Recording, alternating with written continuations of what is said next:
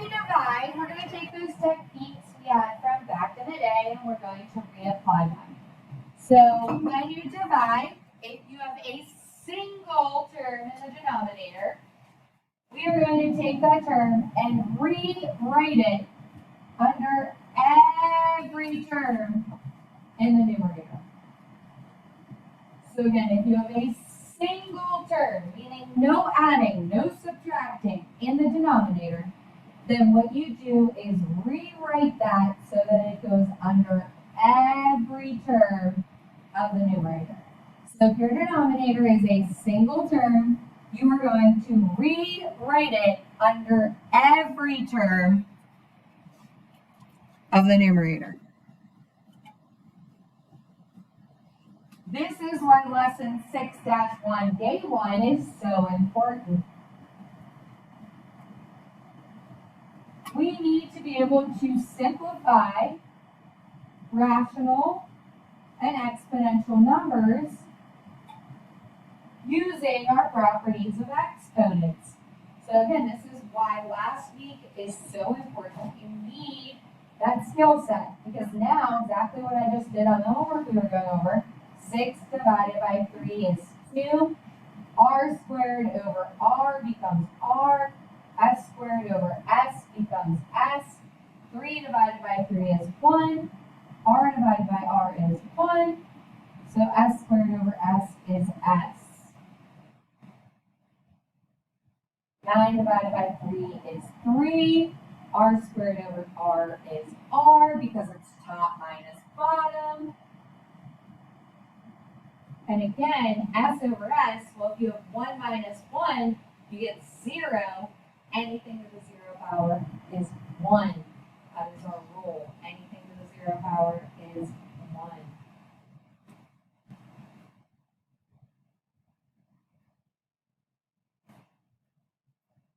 So, taking that into account, looking at example number 2,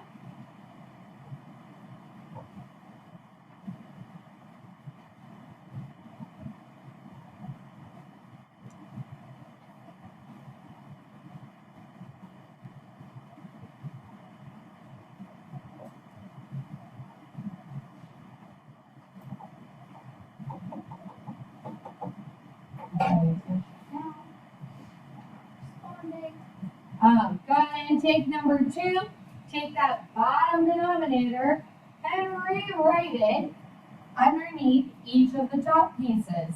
Then simplify it using the rules you know. Answer is A plus 2a squared, B plus 6.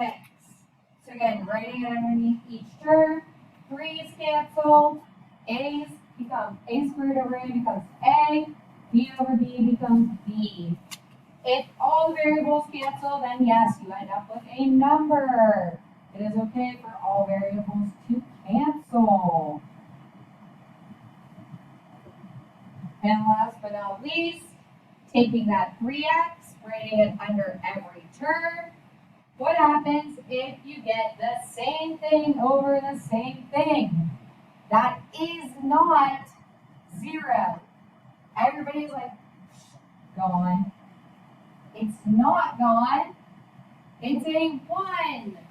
Anything divided by itself is 1. So you need 4xy minus 1.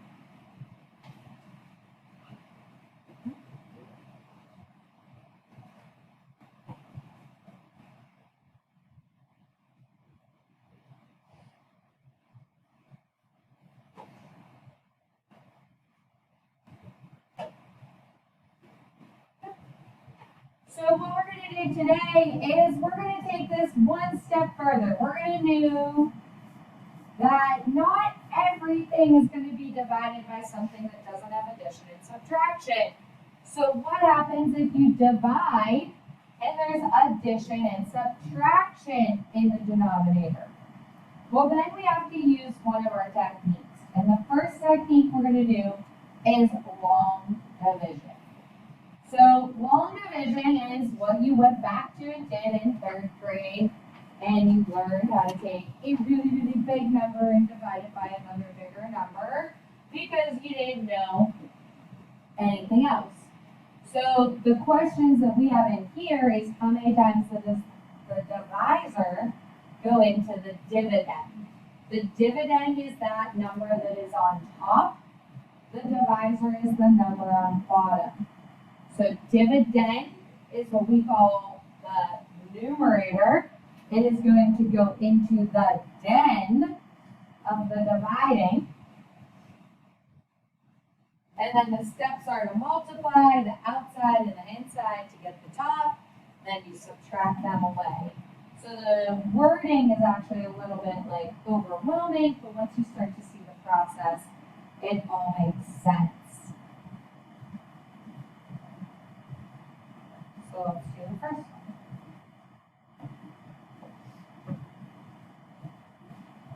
So you have x squared minus 5x plus or minus 24 over x plus 3. So again, the dividend is the top.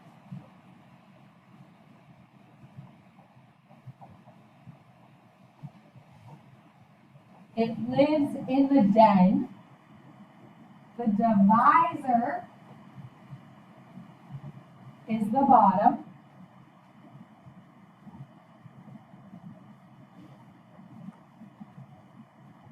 So here's my house. My dividend is going to the den.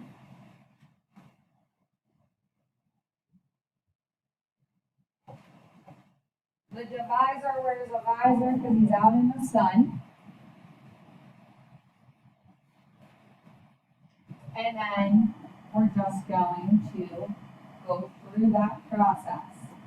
So if you think back to division from back in the day, if you had a number that looked like this, so today's date, period 4,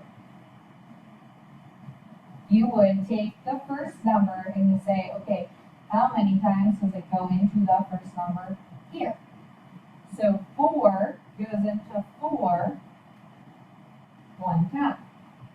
And then you said 1 times 4 was 4. And you subtracted that away and you got 0. And then you brought down the next number. How many times does 4 go into 1? None. You put a 0. Bring down a new number. How many times does 4 go into 17? Write that number on top. 4 times 4, 16. Subtract 16 from 17 to get 1. Bring down the 2. 4 goes into 12. 3 times. Multiply them. Subtract. Bring down. So then you would say, okay, how many times does 4 go into 3? None. So then 0 times 4 is 0. Subtract. And we get 3. 3 is what we call our remainder. If you kept going, then you went into decimals, right? Like put your decimal here and then da da da da da da da. A new trick that we're going to learn today is that the remainder is really this number over that number. So if I added another 0 and kept going, I would get 0.75 as my decimal. Again, right? Put down your 0, 30, 40, 30 is 7, 28, 2. Oh, works. So the remainder is actually over the divisor as a fraction. With variables, the process is the same. What do I have to multiply x by to get x squared? So it's first term here, first term there. So I need to multiply x by x, which we know, add your exponents. X times x is x squared. Now you take that x and you also multiply it by the 3. X times 3 is 3x. What did I do here after I took that number there? I didn't add it, I subtracted it. Same thing here. We're going to subtract what we multiplied away. You should always, if you did it right, cancel out the first terms. So, x squared minus x squared is 0. Negative 5 minus 3 is negative 8. What do you do then? Over there, we brought down the next number. Over here, we bring down the next term. What do I have to multiply x by to get negative 8x? Good, John? Negative. Yes, you're going to multiply it by negative 8 to get negative 8x. And then you got to take that negative 8 and also multiply by 3.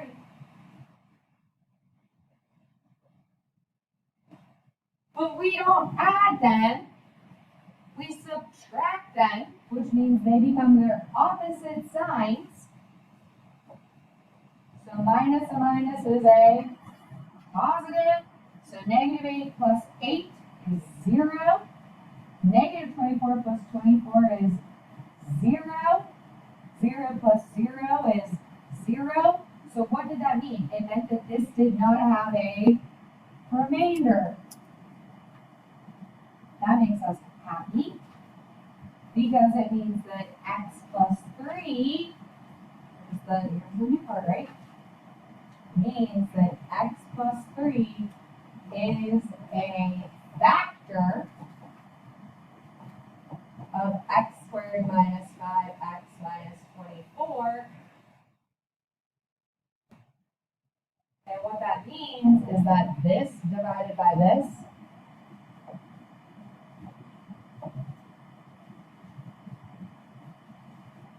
will graph or be equal to that. That over that equals x minus 8.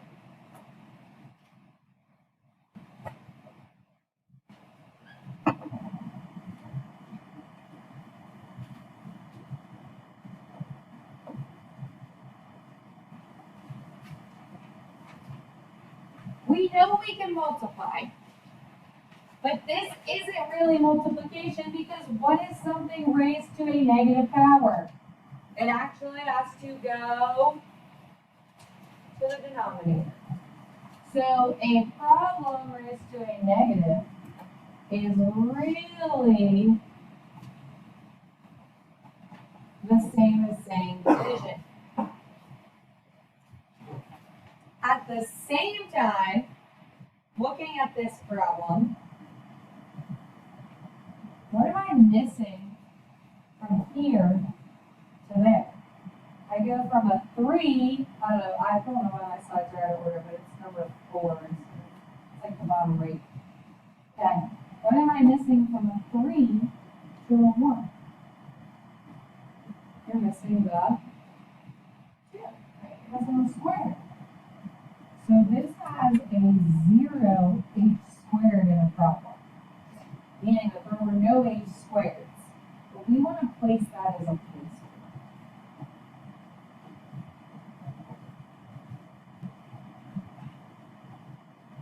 So when I set this problem up, h minus 4, I want to just put a 0 h squared in there.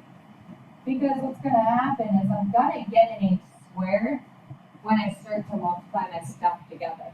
So if I remember to put a placeholder in now, it'll keep my stuff stacking nicely. If you forget to do it, it won't mess you up. You're just gonna get smushy in the middle. Or your lines won't be perfectly straight. It'll be like drawing them as squiggles. What do you multiply h by to get h cubed? The answer is h squared.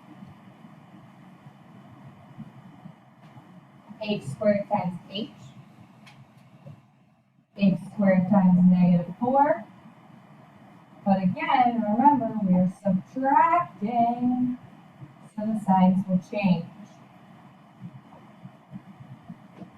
H cubed minus h cubed is 0. 0h squared plus 4h squared gives me 4h squared. See how that h squared came up even though it was in the original line? Bring down that negative 11h.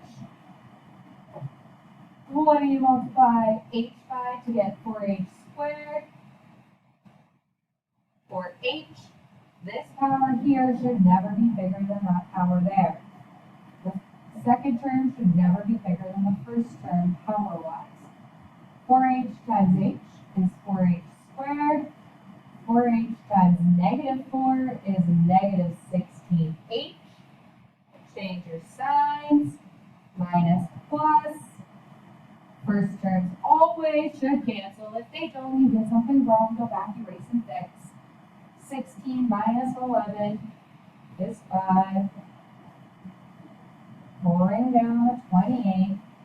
What do I have to multiply h by to get 5h? The answer is 5. 5 times h is 5h. 5 times negative 4 is negative 20. Change your signs. The 5h's cancel.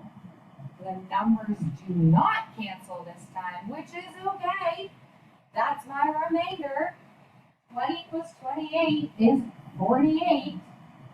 So I'm going to take my remainder and write it over the divisor. All it means is that h minus 4 did not factor into the original term. This right here is your answer. I don't need you to rewrite it off to the side. I am perfectly capable of checking the top lines. That's your answer.